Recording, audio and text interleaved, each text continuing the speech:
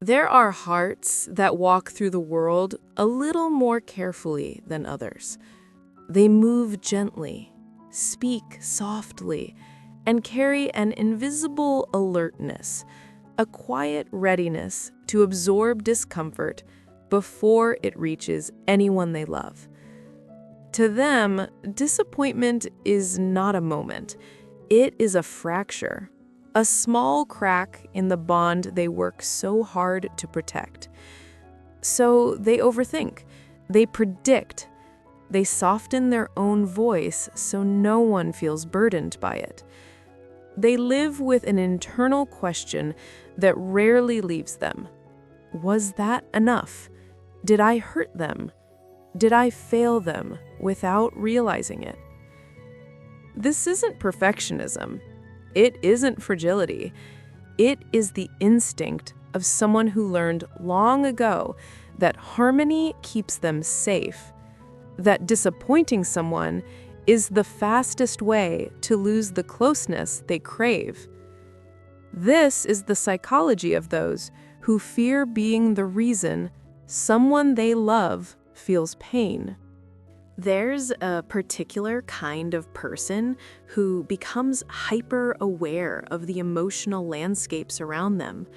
They sense shifts in tone that others miss. They feel tension that hasn't been spoken yet. Their bodies respond to small discomforts as if they were alarms. On the surface, they appear calm, composed, reliable. But inside, there is a constant monitoring system, quiet, automatic, and unrelenting. They check messages twice before sending. They apologize for moments that didn't need apologies. They soften their opinions so no one feels challenged, and they diminish their needs so no one feels responsible.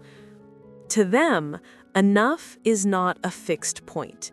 It is a moving target, shaped by the moods, expectations, and sensitivities of others. If someone they love seems distant, they assume it's their fault. If someone sighs, they wonder what they should have done differently. Even neutral silence can feel like failure. They live with the fear that one misstep, one forgotten detail, one wrong tone, one unintended inconvenience could change how someone feels about them. This fear shapes everything. Their kindness is real, their empathy is real, but beneath both lies a fragile calculation. If I keep everyone happy, I will be safe. If no one is disappointed in me, they won't leave. If I can anticipate their needs, I won't hurt them. This is emotional vigilance carried like muscle memory. People often praise them for being thoughtful, considerate, easy, but no one sees how much effort it takes to be effortless. They stay late to help, even when they're exhausted. They say yes, even when their body is whispering no. They hold their breath when they express something vulnerable, waiting, almost bracing for the slightest hint that they've said too much. The fear is not dramatic. It is quiet, almost tender, but it shapes every relationship they enter. Because when someone fears disappointing others, they begin to mold themselves into versions that feel safest to love, versions that won't cause disruption, versions that won't be questioned, criticized, or misunderstood. But in doing so, they slowly drift away from themselves. They lose track of their preferences. They forget what they want. They align so closely with others' comfort that their own becomes blurry, unfamiliar. And still, the question lingers, is this enough? Am I enough? For these individuals, The fear of disappointing someone is not about conflict avoidance. It is about emotional survival. They learned somewhere, consciously or not, that affection is conditional, that approval is fragile, that love must be earned and maintained through self-shaping. And so they carry this invisible weight, hoping no one notices how heavy it truly is. Fears do not form out of nowhere. They are shaped quietly, gradually through early experiences that teach a child what love requires. In many cases, people who fear disappointing others were raised in environments where emotional harmony mattered more than emotional expression. Maybe they grew up with caregivers who praised compliance more than authenticity. Good children were quiet, helpful, easy to manage. Discomfort was minimized. Needs were softened. Feelings were ignored unless they were convenient. A child learns quickly that being agreeable wins affection, that being difficult risks withdrawal. In some homes, criticism came swiftly. A mistake wasn't a moment, it was a character flaw. A forgotten chore became a lecture. A minor slip triggered disappointment that felt too heavy for small shoulders. When love feels conditional, children begin scanning for cues. Is the voice sharp? Is the face tight? Did something change in their tone? This vigilance becomes instinct. In other families, conflict was unpredictable. Caregivers were loving one day and distant the next, warm in the morning, cold by evening. A child learns to avoid triggering anything that might shift the emotional weather. Disappointing others becomes dangerous, not physically, but emotionally. It threatens security, safety, belonging. Some children were praised excessively for being responsible, mature, the calm one. They became emotional caretakers too early. They learned to manage adults' feelings before understanding their own.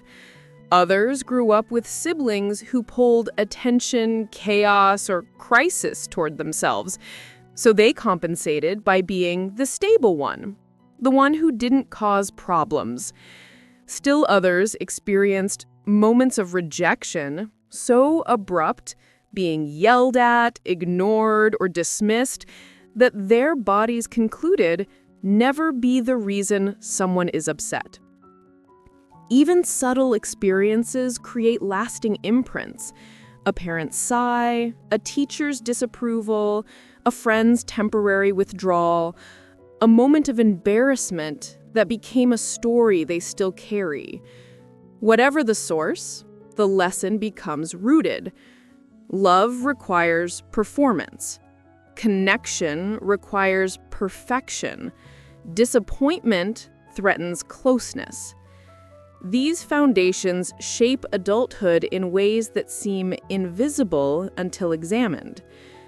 Someone asks them a simple preference and they freeze, not because they don't know, but because answering incorrectly feels unsafe. They hesitate to express needs, not because they don't have them, but because needs feel like burdens. They over-explain themselves, not to manipulate, but to make sure no misunderstanding leads to disappointment. The origins don't always involve trauma. Sometimes they grow from subtle emotional patterns repeated for years, patterns where love meant pleasing, and pleasing became a habit that felt indistinguishable from identity. Adults who carry these histories often appear highly empathetic, deeply intuitive, emotionally intelligent. But beneath their sensitivity lies a childhood belief that still whispers, if you disappoint someone, you will lose them. This chapter is not about blaming the past. It is about understanding the blueprint, because the fear of disappointing others is not irrational. It is learned. And like anything learned, it once served a purpose. It protected the child who needed stability. It helped them navigate unpredictable spaces. It helped them secure the emotional closeness they craved. But what protected them then becomes a prison now. To understand why this fear feels so powerful, it helps to explore what happens in the mind and body of someone who dreads disappointing the people they care about. At the psychological level, this fear is tied to attachment, the emotional system that forms early and influences how people connect throughout life.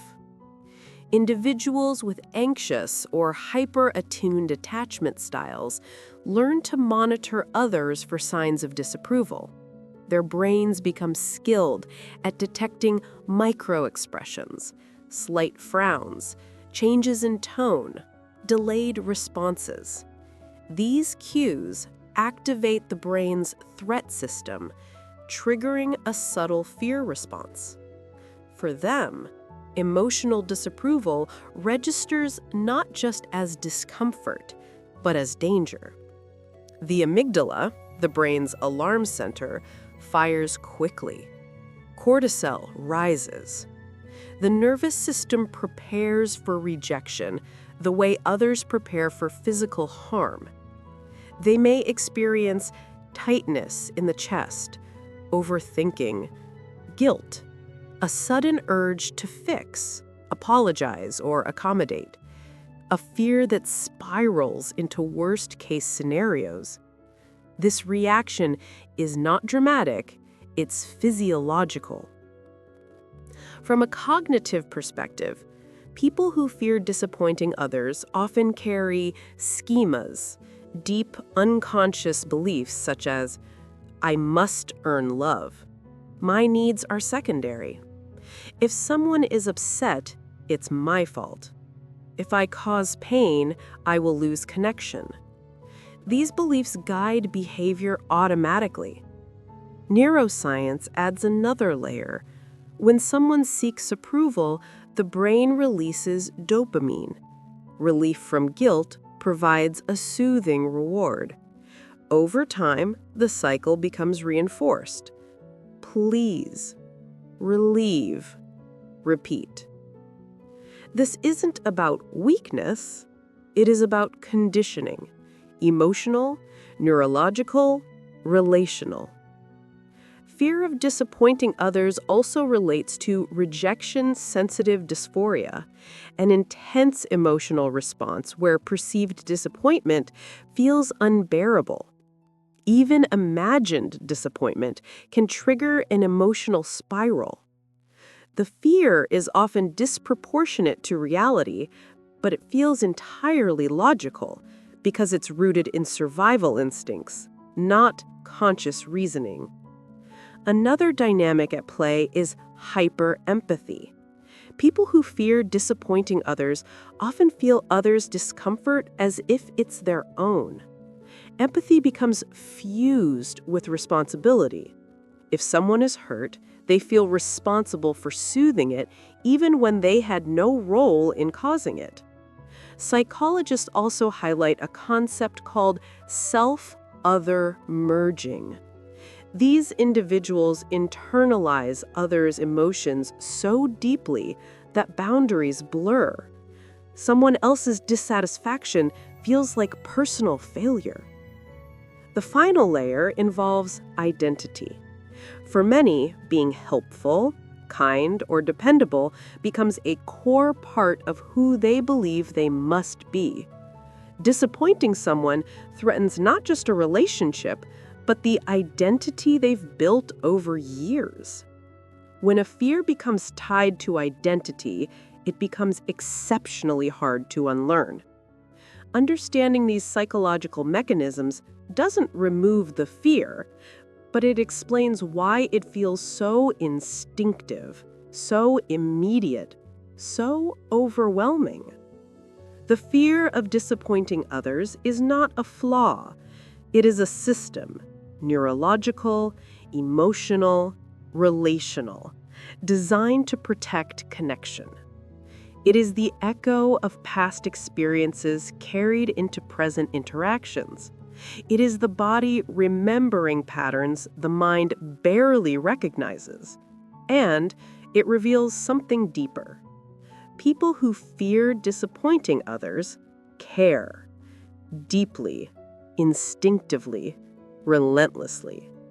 Their fear is the shadow side of their sensitivity, a sensitivity that, when understood, becomes a strength rather than a burden.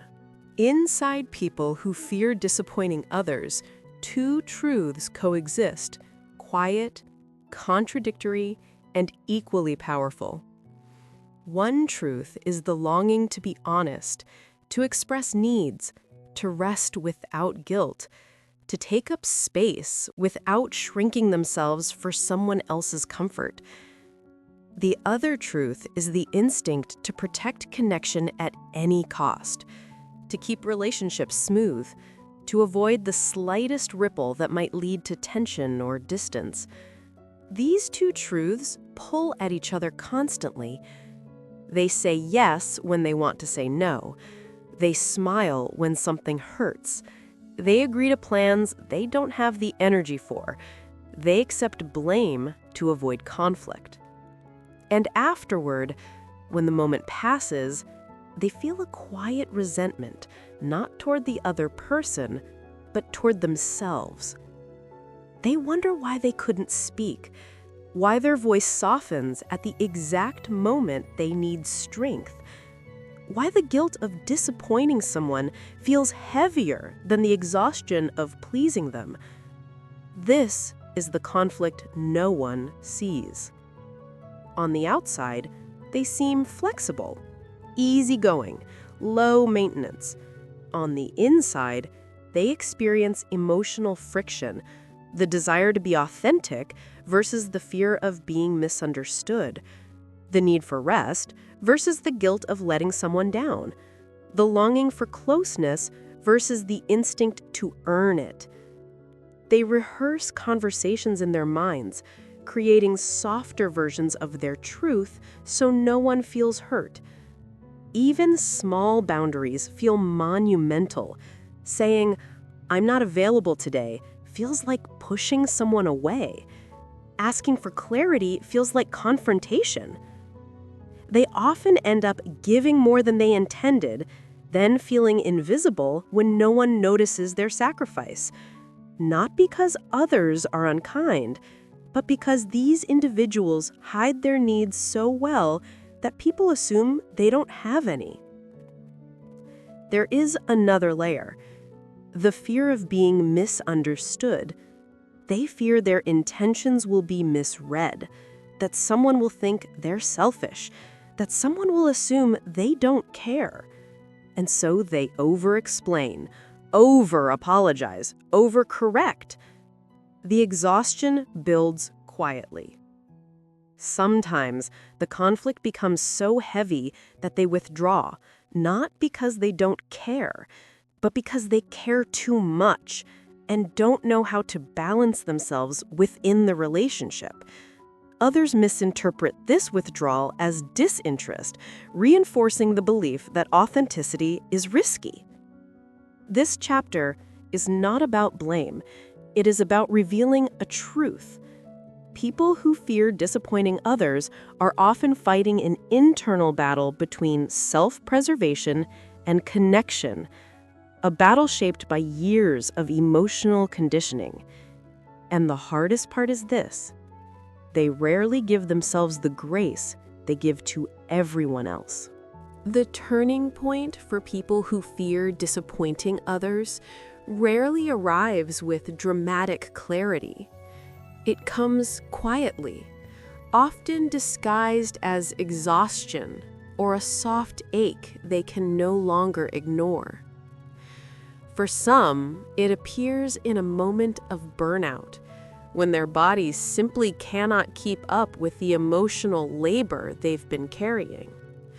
For others, it comes when someone finally offers them the kind of safety they've been offering everyone else.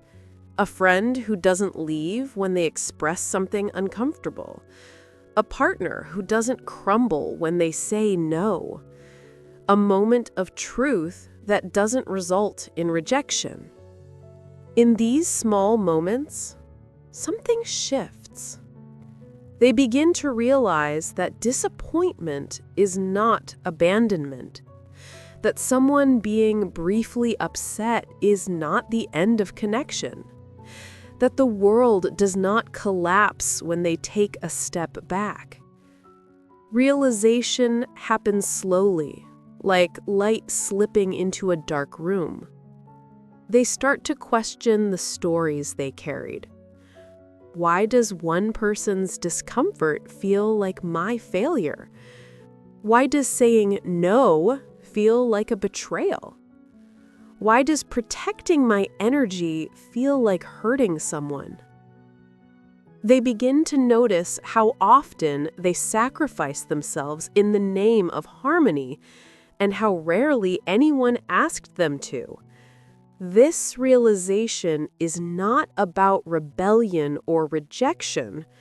It is about clarity.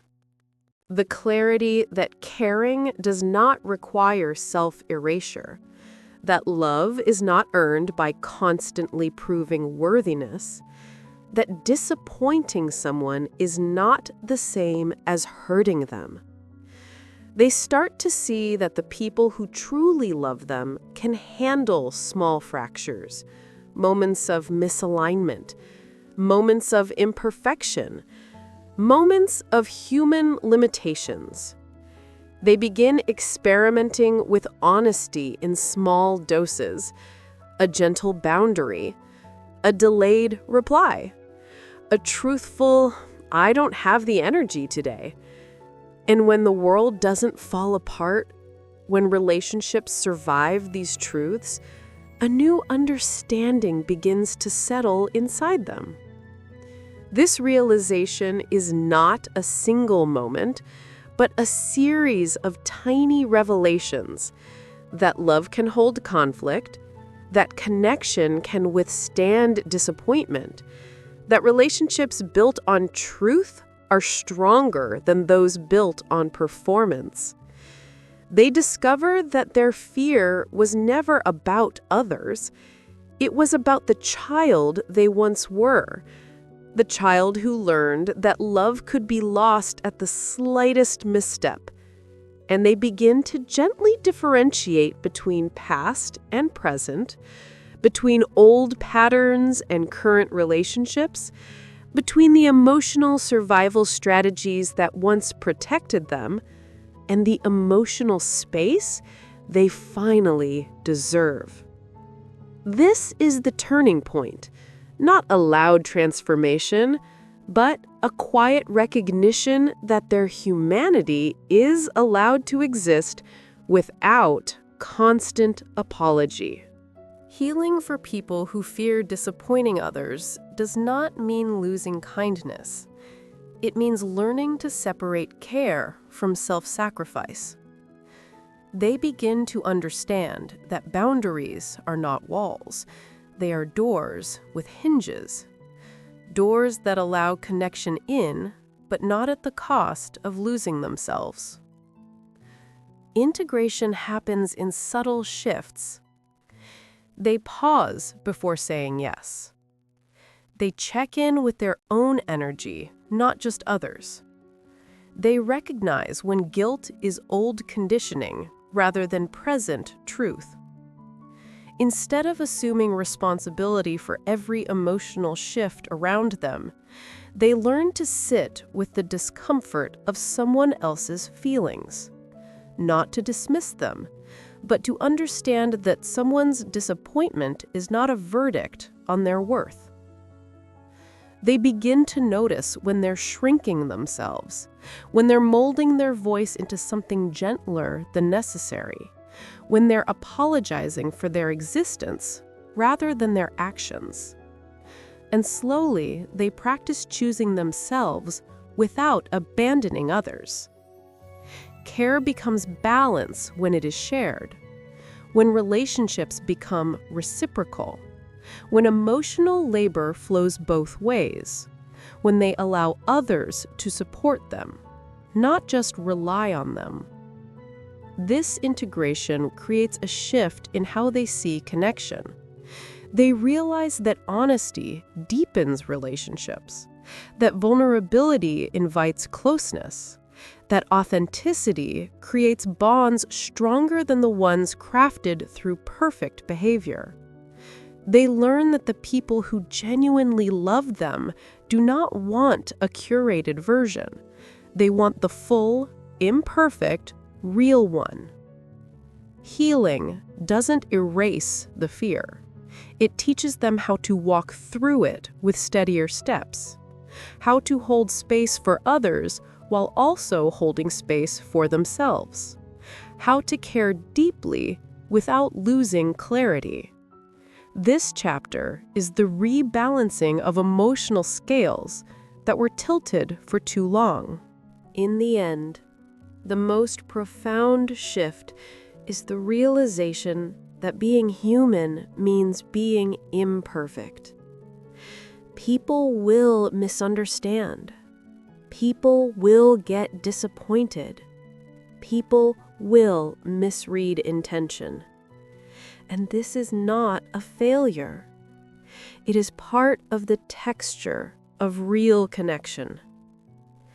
The grace of imperfection is learning to breathe in these moments, to trust that a relationship can withstand a small crack, that disappointment is not disappearance, that temporary discomfort is not the end of love. Those who once feared disappointing others begin to see beauty in the spaces where truth replaces performance, where honesty replaces compliance, where boundaries create room for deeper closeness. They discover that relationships are not fragile glass. They are living things. They bend, they stretch, they repair. And in that repair, intimacy grows. The story ends not with perfection, but with a quieter understanding. That love deepens when both people can be human. That connection strengthens when truth is allowed to breathe. That caring for others does not require abandoning oneself. In the gentle acceptance of imperfection, they finally learn to hold their own heart with the same tenderness they have always offered to everyone else.